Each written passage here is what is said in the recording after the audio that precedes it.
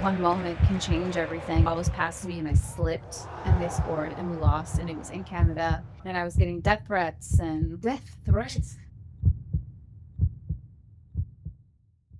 Welcome back to Deep Tissue Talks. Today I'm joined by former Canadian national team soccer player and Olympic medalist Lauren Sesselmann. On the outside, her career looked like a dream, playing at the highest level, representing her country, competing in the World Cup and the Olympics. But behind the scenes, her journey included devastating injuries, concussion, and one moment in the World Cup that triggered a wave of online hate and death threats. In this conversation, Lauren opens up about the pressure elite athletes carry, the mental health struggles many never talk about. Lauren, what are you excited about in your life right now? I'm so excited about so many different things. If you are a follower and a lover of women's sports, there's so many things going on in that space right now. And for me, the biggest thing and the biggest blessing that I'm able to be a part of is just mentoring the up and coming next generation. So I do a lot of mentorship with, these young athletes, but also current pros. So I think what I found within my own career growing up and with my own whole career is having someone to talk to, right? And with my own struggles that I struggled with, during playing, after playing, through injury, whatever it may be. And then with the concussions, I went into this place where I was like, I really wish I had someone that maybe wasn't a coach or a parent to talk to about, how I was feeling. You've been very vocal about supporting young athletes, especially when it comes to mental health. What are you seeing right now in the next generation of soccer players? I see currently so many young athletes struggling. The suicide rate is extremely high. Yes. Especially in a lot of soccer players. I've lost a lot of friends.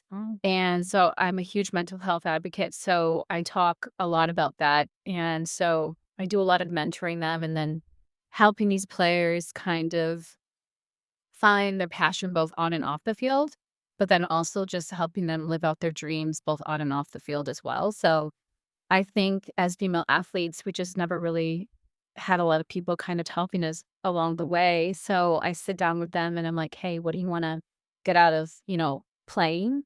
You know, what are you thinking about when you step onto the field? It's 99.9% mental. Everyone wants to reach the elite level, but people don't realize what it takes to get there. So I think it's super important to really have these conversations about what it takes to get to that level and how we can help them get to that level. So, and that's why I am so grateful for Simone Biles for her daring to talk about mental health because before it was seen as a weakness in sports. Whether right now people are really starting to understand that what's in your head is what's going to allow you to feel safe to do your performance. And so now being able to have those conversations in a safe space where people who understand and people who are not judging is huge. So what you're doing is the really the beginning, but this is gonna develop more and more. With your knowledge of being an Olympian and having worked in a soccer world for so long, what are now your mission? Yeah, I'm doing a lot of different things in the space. I think the number one thing is just to continue talking about the sport and just the growth of it and, all the misconceptions of women athletes. So I do a lot of hosting and I work with a lot of, companies and organizations that just follow women's sport and just talking about it and maybe starting my own podcast about it. So I'm pretty excited about that. Obviously I'm doing the mentorship program and then I'm just kind of immersing myself in different countries and environments. So start academies in different countries as well as, local, building a pro facility in Belize just to help kids that might not get opportunities and just kind of uncover, you know, more talent around the world. Um, I've also realized, through my playing days that female athletes in different countries don't get a lot of love, so I'm gonna keep, like, elevating that.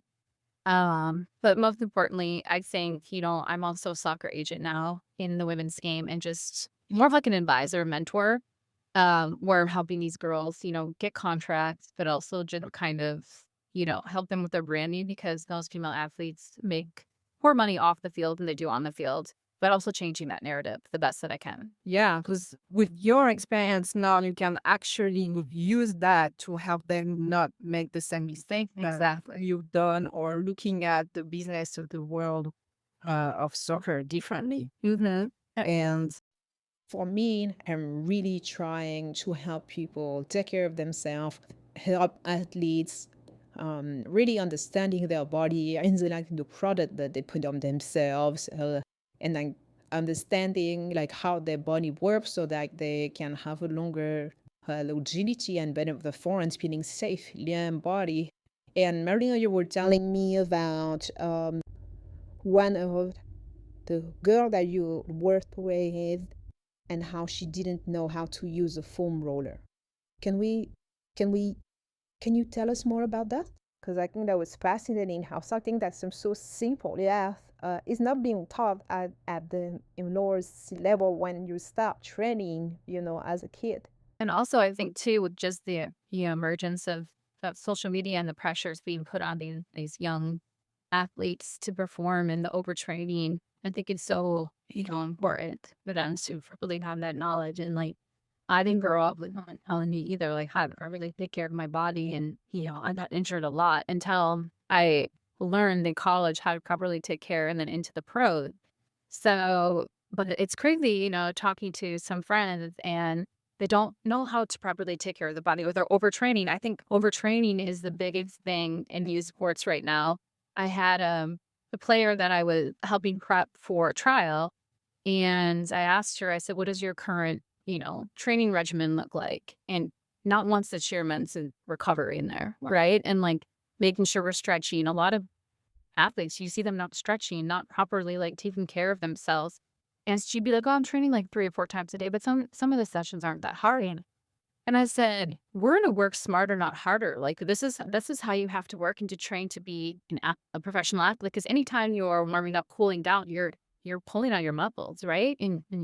And you're adding, like, you could potentially be injured from all of that. So I don't think these young kids really understand that the overtraining is actually is hurting them more than it's, and hindering them more than helping them. yeah, because if your body is already too bent up by the time you will have the ability to become a professional, then you're not gonna last as a professional. And that's the problem, that you have some, like in the NBA, your lifetime as a player is going to be 3 to 5 years.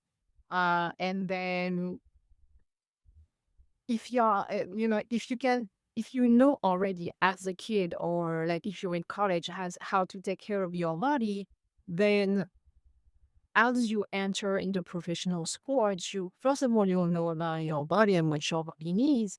You'll have some added elements that your team is gonna have available for you, and you're not gonna be like LeBron, who now knows exactly what works for his body and can play until he's 40 years old.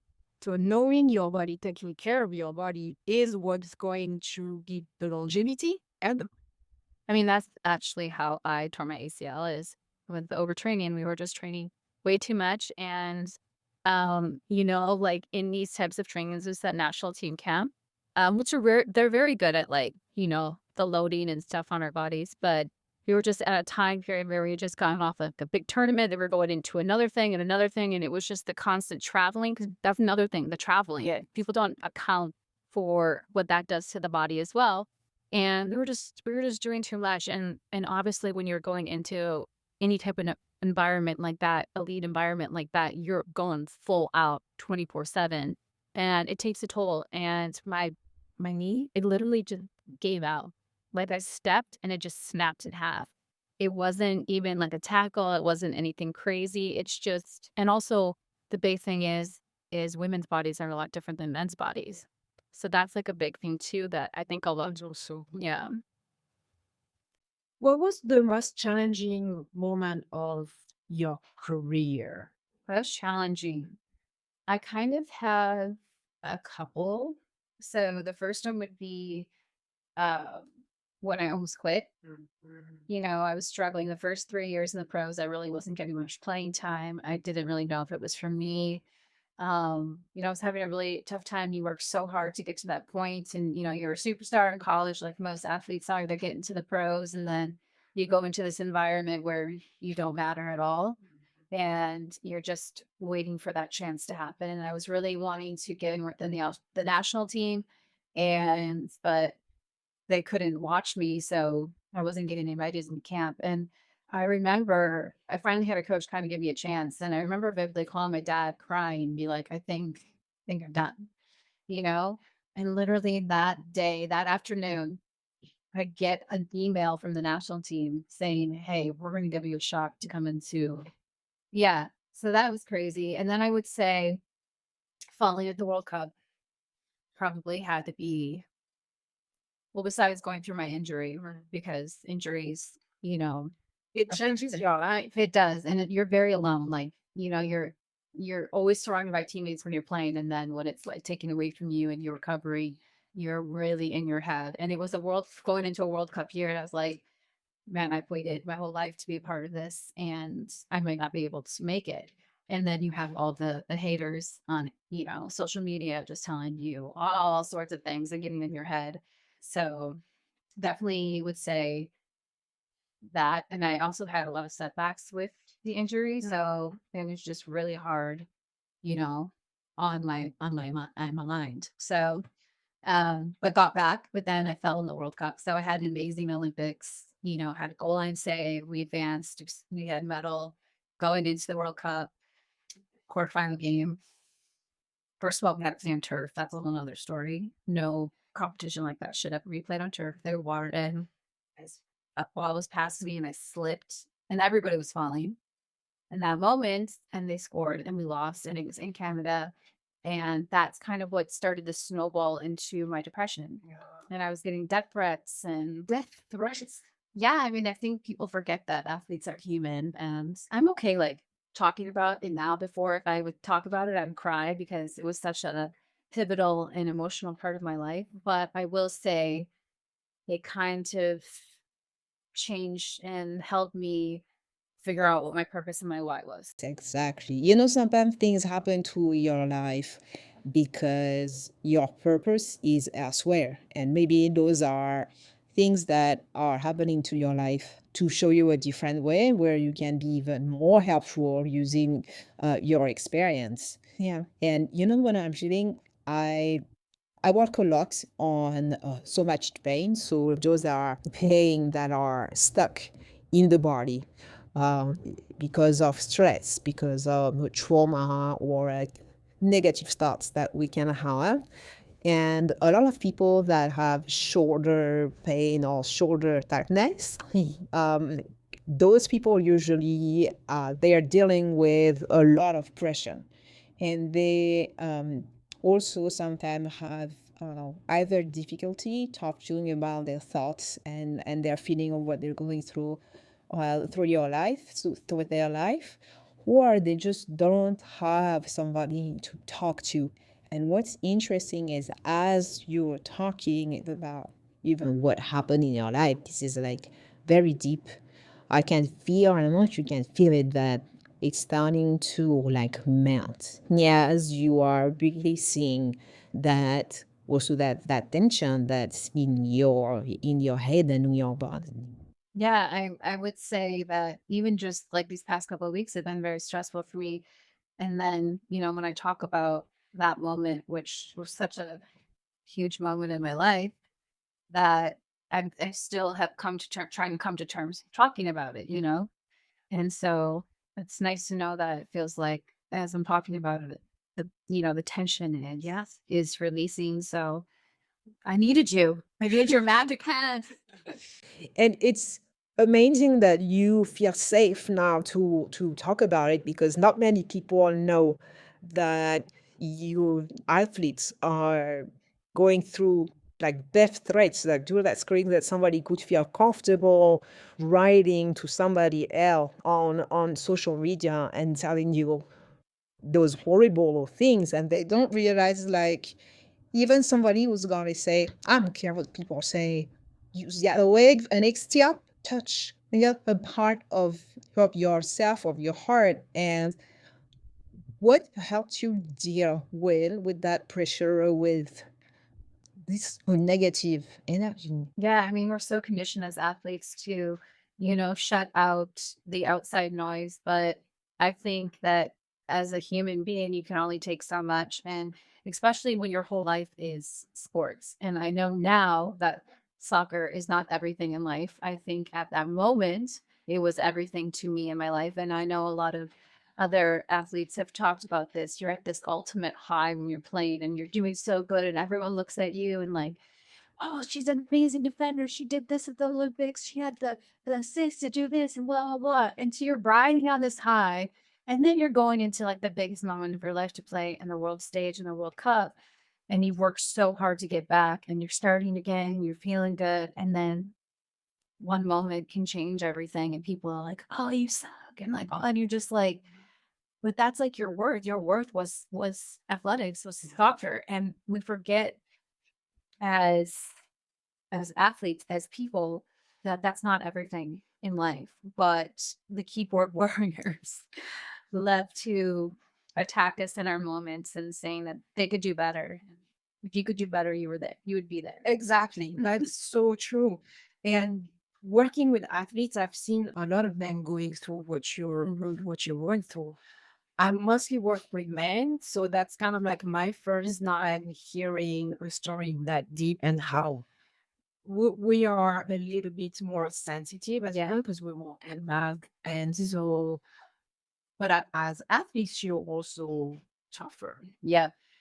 And so to hear those type of stories, thank you for sharing that. Yeah, there are a lot of little girls and women going through it right now. This is so common. Well, I will say, taking that moment and putting it into my why is what you just kind of said. Is I was doing a talk because I do a lot of talks to different clubs, and we were doing this talk, and this little girl raises her hand and she's like, Lauren, I have a question for you. I was like, okay. And she's like, when you felt the World Cup, like, I know you don't want to talk about it, and it was a sad moment for you, but I want you to know that it changed my life. And like, you inspired me, because I saw you fall, but you got back up. And that was like, Giving me yeah, it's bringing tears to my eyes because it's like such an emotional thing for me. And like, that right there was like, okay, now I know. yeah. You Yeah. see, you're using it on purpose. Yeah. You were meant to experience something so devastating, but to help other people. It's almost like everybody here on this earth has some sort of purpose to be at service of something, somebody Yeah. a bigger picture. Yeah. And can you imagine what you brought to this girl's life and what she's going to be able to achieve because of you, because of what you've been here, and the courage that you have to talk about it. Yeah. And I think You didn't give up. I didn't. And also it made me realize like, hey, I can use my platform for good. And like, I even have like moms reach out to me, dads reach out to me, like parents, hey, like, you're so inspiring and like all this stuff. And like, it's so, I'm just so blessed and grateful. Like, every moment happened for a reason in my career, and I got to do everything I ever wanted to do. And for me, and for all the people that told me, like, this girl's never going to do anything and didn't think I was good enough, for me, I'm just like very happy with my career. Yeah. So, so proud of you. Thank you. Yeah, I'm so proud of you because, um, you know, you there is some people that go through, and not necessarily athletes, who are going through anxiety, depression, and they don't know how to get out of it. Yeah. But and when I was younger, I was a gymnast, and you did not have social media or YouTube or whatever people you can look for to help you out. Yeah. But now that we have this big platform and that we can use it for good instead of them pointing out people, Exactly. you can change life. Yep. And I wish I would have found somebody like you when I was a little girl that I can look up to and be like, wow, she went through it. Yeah. I can do this too. Yeah. You know, if she look at her now and her the amazing things that you're doing, uh, she went through it Hmm. and she's even better. Yeah. You know, that sports is a school of life. I'm always Oh yeah.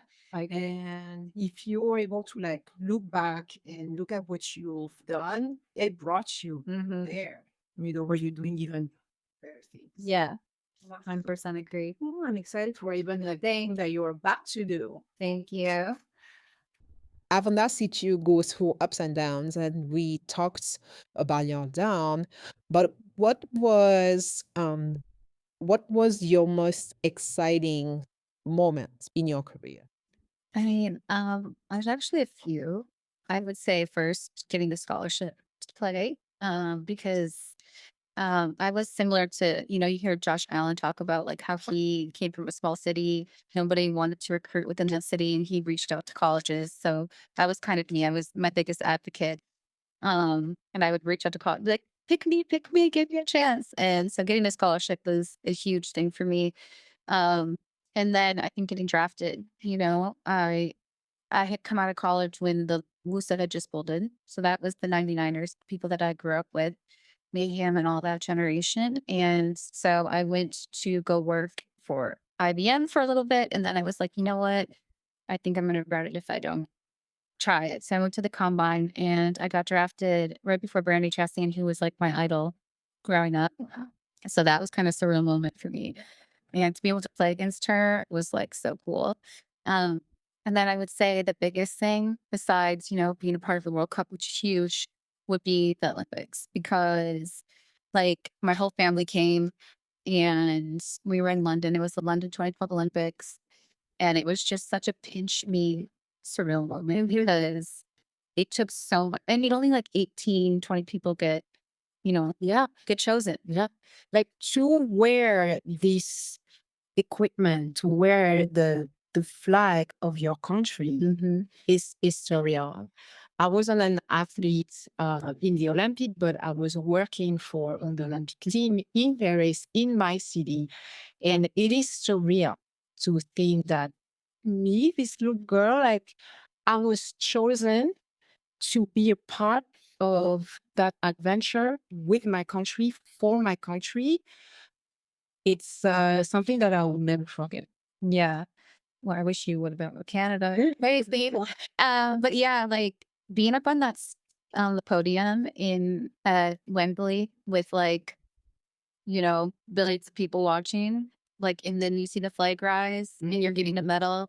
Everyone's like tearing up, like seeing my family and being like, they used to drive me 3 hours to and from practice every day. Like after school, I would do my homework in the car. So like I owe so much to my parents. And so it was just like a surreal moment for like all of us because you're like, whoa, I actually did it. Yeah. Like It's everyone thought I was ultimate. crazy. Yeah. It's the ultimate prize. Like I've heard, for example, Tony Parker saying that it was almost more important for him to play for his country and to win a medal with his country that it was to win a championship in the NBA. Mm-hmm. Still one of my favorite players, Tony Parker. Yeah. Love him. Yeah. Which I 100% agree with that. Like wearing the maple leaf, and I mean, I grew up watching these girls, and I'm sitting next to Christine Sinclair. Like, yeah, her and I are like the same age, but like I grew up watching her like ever since she was like on the national team, and to be able to be standing next to her like when I was in camp, and then winning a medal with her and the rest of the team who have become like my family it's so crazy. Because like once you are at the Olympic, you have nothing to lose. Hmm. You have nothing to lose. It's now all about pride and just having fun, Hmm. fighting with your girls Yeah. for your country. This is just, it's a little bit different from working for a team in general. Yeah. That I've done with the NBA or like other people in other sports. This is really something that's bigger than you. Hmm. And you're gonna meet so many incredible people. Like Usain Bolt was walked past me. I was like, well, like you're around people who like are very similar to you that like, you know, just gave up and sacrificed so much to play the sport that they love and for their country. And it was like such a blessing, the whole journey, the ups and the downs and everything. So I would say that would be my most like favorite moment. Yeah. Many athletes, they struggle when they transition away from their sport. How did you navigate the emotional and the practical challenges of retiring from soccer? Yeah. So I would have to say, yeah, a lot of athletes, are very vocal talking about, the transition from playing to what's next is it's difficult. For me, it was a little bit of a struggle because I wasn't really fully prepared to be retired. And I really should by surprise. Yeah, it caught me by surprise. And I really wasn't thinking about what was next. And that was something like I regret now and why I always talk to my young athletes about making sure that they're always, doing other things outside of the sport. As a female athlete, you have to have multiple jobs as it is. So I think I really struggled. I found out um, that from my concussions, I had to retire because of my concussions um, and my knee. And I found out that I had severe depression. I was wondering why. I'm like a really happy go lucky type of person. And I was kind of wondering why my mood had like suddenly shifted. Yeah. And I went and I got my head analyzed. And basically, at the EMA clinics, basically, they put my head up next to an NFL player's brain. He's like, "This is your head, and you don't wear a helmet." And so we found out that, like, because of the impact of all of the headers and just, I've had my head cut open like 4 times. Yeah. So I've had a lot of injuries to the head. People don't realize that in soccer in general, and even less women's soccer, you can have a concussion. Because like they think that you just play around with the ball and shoot the ball. Yeah, I mean, women soccer players are very, very aggressive. We're always trying to take each other out. There's a lot of injuries, and especially with me being a center back, I've had my head cracked open a few times, sliding the goalpost. Um, Also, just heading the ball. I was always the one that was heading the ball offensively and defensively a lot of the time. Um, and you're taking those goal kicks that are like being shot up in the air, 100, 200 yards up, up in the air, taking that with your head. You don't really understand the impact until you get the brain scan or you're feeling some type of way. Yeah. Dr. Ahmed, who works a lot with people who have ADD or ADHD, he talks a lot about soccer and like the heat that you can get on your head. Yeah. And so when I discovered that, I was like, okay, so I went through kind of an emotional roller coaster dealing with that the first couple of years that I retired and trying to really figure out where I fit. Like I knew I wanted to stay in the soccer space, but in what capacity, I wasn't really sure. So I struggled really trying to figure out who I was without soccer, where I fit, and like also dealing with the depression as well. And I went to a very dark place, and I openly talk about it. Um, I had a rough moment. That I'm very open about. And now that's kind of, I got the right treatments. I was doing all the treatments that I used to do hyperbaric chamber, LED light therapy, anything under the sun to try to help heal the brain. And now I've really, kind of transformed myself into a happier Lauren. And now I really feel like I'm on the right path. But I will say we don't have the same things as, you see NFL, NBA, all these other leagues, they kind of set them up for retirement and, monetarily with jobs, whatever it may be, we didn't really have that. So it's not like we were really given retirement money. We were really, you know, we didn't really have anything set up for us. We just kind of had to figure it out. There is a dancer that I interviewed earlier who had to retire from dance just because your body is not able to do the things that you once used to be able to. And she talks about what Lata Graham used to say about like a dancer dies twice, but I feel like athletes are the same, like you kind of experience two death, the death of your sports, and there's later on when it's time, the death of giving a life in your mind. Yeah, I mean, and it's so true. Like every athlete that I talked to has struggled in some capacity. And so what I really did was I kind of sat with myself for a little bit and, I was kind to myself, we put so much pressure on us to be the best at everything. And when you're feeling a little bit lost, you kind of forget who you are as a person and forget all the things that you should be proud of. Um, and so I sat with myself and I made like short term and long term goals and like really what I wanted to do. And then I made the move to move out to LA.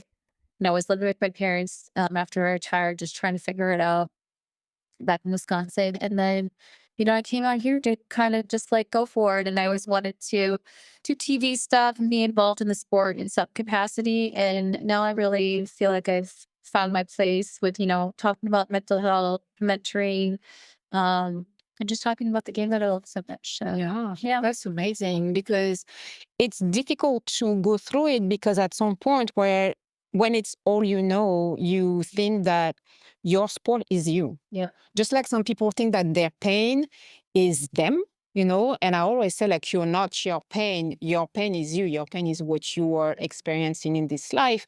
But like as an athlete, you are your sport. That's all you do. Your friends are in sports, your mentors are in sports. You go to school right away after school, you go to practice your sports. And so when everything stops, that's something that all athletes, I think, need to be ready to experience and prepare to by the people that surround them because it's abrupt. But I think you actually just touched on something that was really important. It's really about your community and the people that you surround yourself with. In soccer in with athletes, our family, if we don't have our own family, is our teammates. And when you're not around them 24/7, it's a very lonely world. I mean, as an athlete, it's already lonely because you're conditioning yourself to be the best and be your teammates every single day.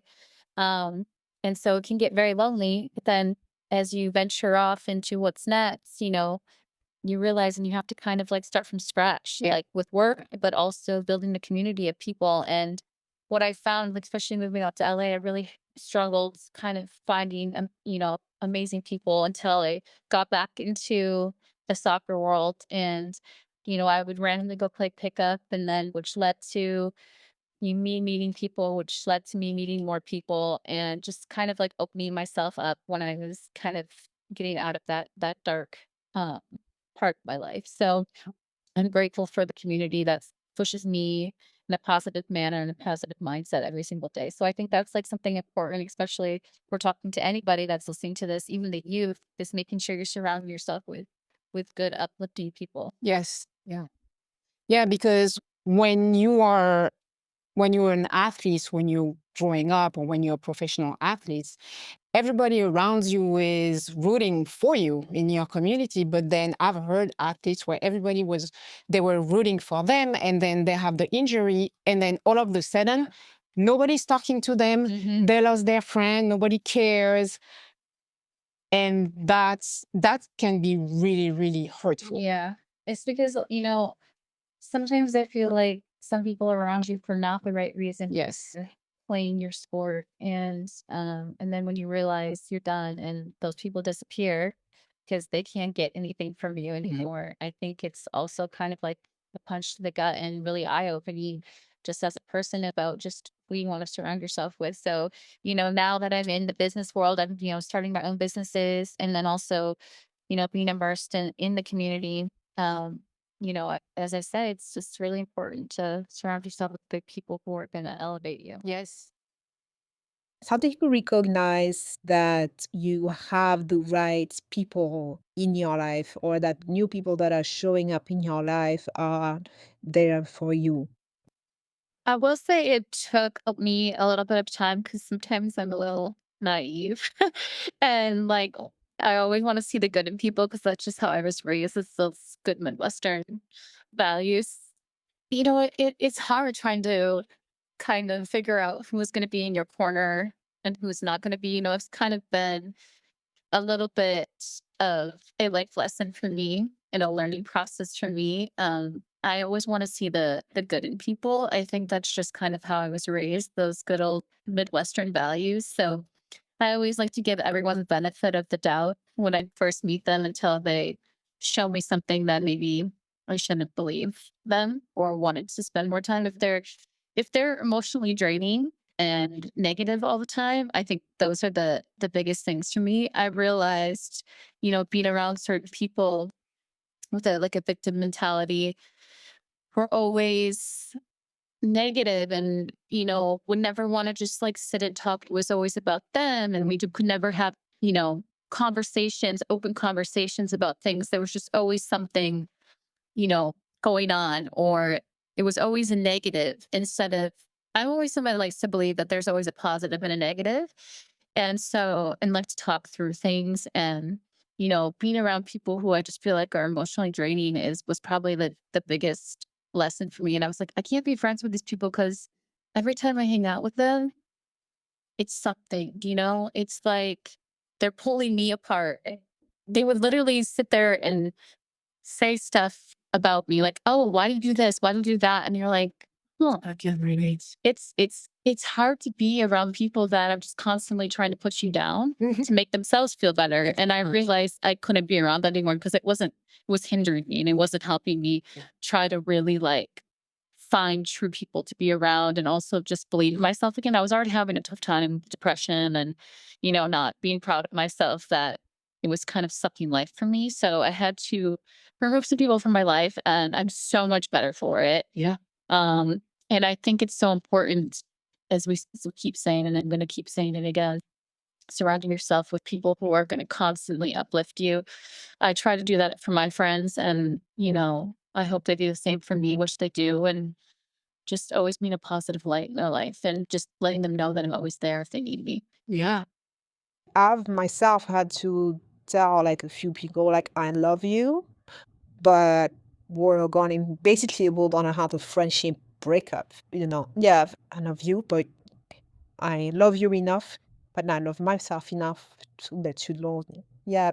Do you see yourself going back to the world of soccer in any capacity, maybe as a coach or as a mentor? So, what's so funny is I get asked to coach almost daily. And, part of me is always like, oh, maybe I should just do it. And even my old university asked me as well. And I was like, oh, that'd have been just such an amazing experience. But then I was like, I want to have a family. Not that you can't have a family and stuff, but I see the level of commitment for coaches. And I think I'm much better in a different space where I love to immerse myself in different communities in different countries and do camps around the world and um, do public speaking. And I think I'm more of that mentorship role, I think is where I really fit in. And I also love helping, you know, teams find investors. And so like, because at some point one day I would love to invest in a team and buy a soccer team. So I've kind of immersed myself in that world as well and learning, all the behind the scenes of what it takes to do that. And my first upcoming job is going to be working with the AS Monaco women's team.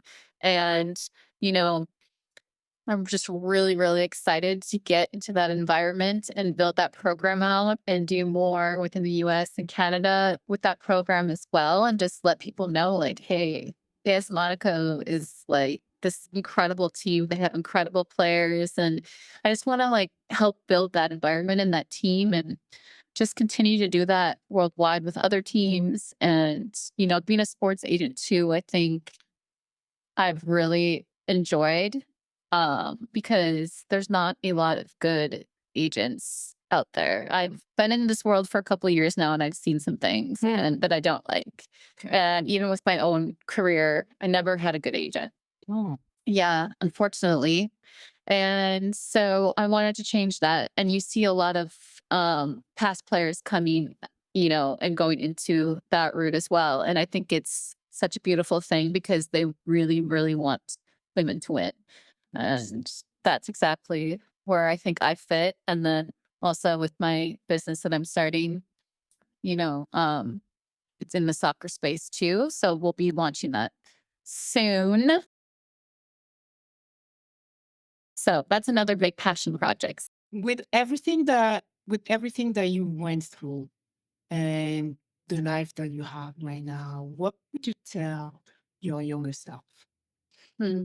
That's such a good question. I think I would tell my younger self a lot of different things. I know this is like so cliche to say, but like, remember to always have fun. I think along the journey, we forget the purpose of sport. Yeah, to compete, but to have fun and to enjoy it. It's brought so much joy to my life, both on and off the field. And I see a lot of athletes missing that fun component. And we think too much about having to be the best, which that's great and all, but you're going to become the best if you're enjoying it the most. Second would be your biggest advocate. Don't let things come to you. I think there was a lot of times where I believed a lot of people. I was naive to certain situations and I didn't really understand the business of the game and how it worked. Now, immerse yourself in that and learn everything there is to know about the business, being an athlete, what people do in the front office, etc. Because those things are going to come into handy. They come in handy in a lot of different ways. But I think watching the game and learning the game is a big thing, but also just being your biggest advocate, I think is the biggest thing, betting on yourself. If I wouldn't have bet on myself, I wouldn't have had the career that I had. And I think a lot of these youngsters, they need that reminder. Yeah. They need that reminder because there's a lot of voices from the outside telling them what they should do. And, you know, it causes a lot of different thoughts going on up here. And they forget to bet on themselves. So I think that that's the biggest thing. Oh, yeah.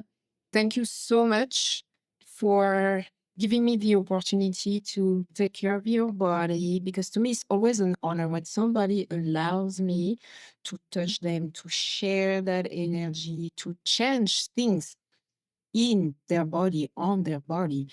It's an honor because I always need permission, and they need to um, be open to change. And thank you for having me. It's such an honor to work with the best of the best. She is. You're amazing. I followed you for a very long time, and you should be very proud of all the incredible things that you've done as well. And so it's an absolute honor to be here. And I wish I had you when I was playing. So Thank you. Yeah. Thank you so much. I'm so grateful. thanks for tuning in. Bye. Bye.